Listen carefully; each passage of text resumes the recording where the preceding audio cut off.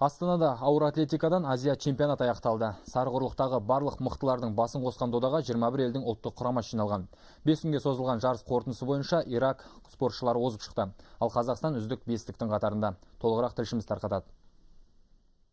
Астана қаласы ауыр атлетикадан құрлықтық бәсекені өткізу құрметіне өз тарихында бірінші рет қол жеткізді. Бұған басты себеп қазақстандық зілтеміршілердің соңғы жетістіктері.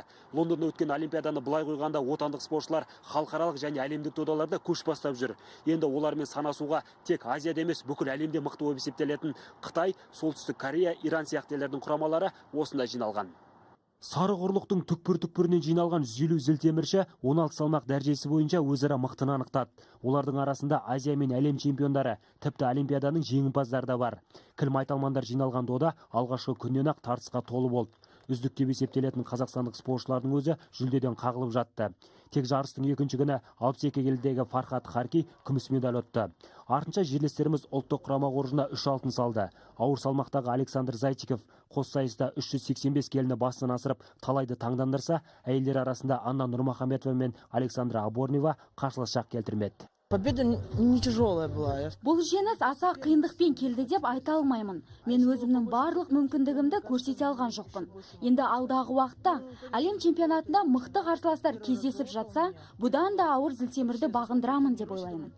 Жарыс қорытындысы бойынша жалпы есепте Иран елінің спортшыларына теңгелер ешкім болмады. Үздік үштікті Солтүстік Корея мен Тайпей құрамалары түйіндеді.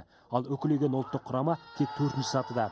Бас бапкер Александр Нидің айтуынша, бұл өте тәуір көрсеткіш. Себебі Қазақстан аталмыш додаға екінші дәрежелі зілтеміршілерін шығарған болатын. Олимпийский чемпионы, они отдыхают. Негізгі құрама болып есептелетін олимпиада чемпиондары қазір демалып жатыр. Олар бір жылдан соң жарысқа шыға бастайды. Ал қазіргі құрамда тәжірибе жинасын деп шығардық. Осындай ауқымды додалар Астана қаласында дәстүрлі өткізілмек. Басты мақсат 2014 жылы Бразилияда өтетін жазғы ойындарға спортшыларымызды дайындау.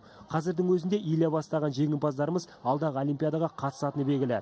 Ұлттық құрама осы жолғы әлемдік бәсекеде барлық салмақта топ жаруды көздеп отыр. Аслан Қаженов, Айтжан Отызбаев, 24 KZ.